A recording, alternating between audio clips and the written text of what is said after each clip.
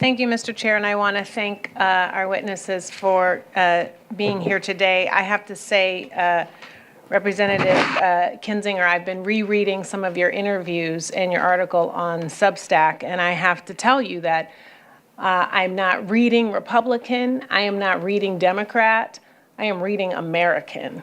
And so I thank you for that and for fighting against the brain rot. So you were on the select committee and you shared your experiences post January 6th. Can you sort of share with us what made you make the decision to put democracy over power or personal power or party? Well, thank you. What made me do it is just simply my oath. I mean, what shocks me is that there were more people that didn't.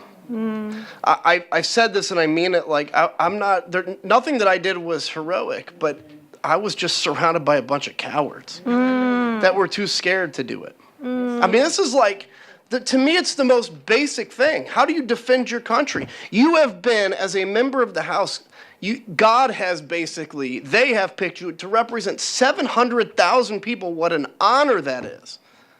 And you're going to sit there and say, my career is more important than this moment with 700,000 people?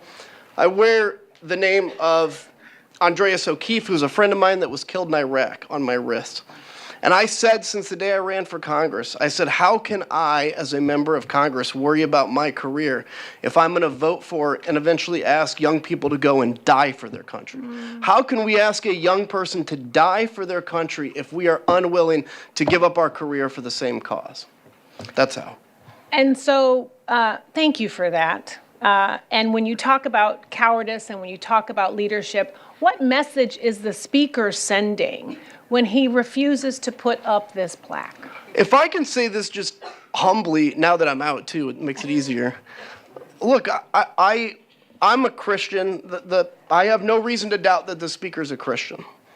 What I have a hard time seeing is how we can openly lie to 300 million people and say that's in line with our faith. Look, I'm not walking in his shoes.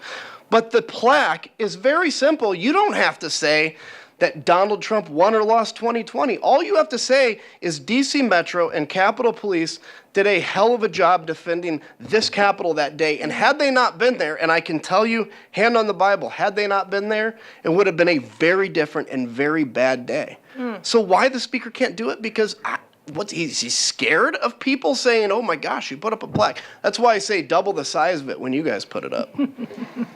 I am running out of time, but I just want to say thank you. I want to say thank you for your voice and for your courage and for your commitment to this country. We must work and be as steadfast as possible in fighting against the rationalization, the socialization, and the legitimization of political violence and terror, and you are a warrior in that space. Thank you. I yield back.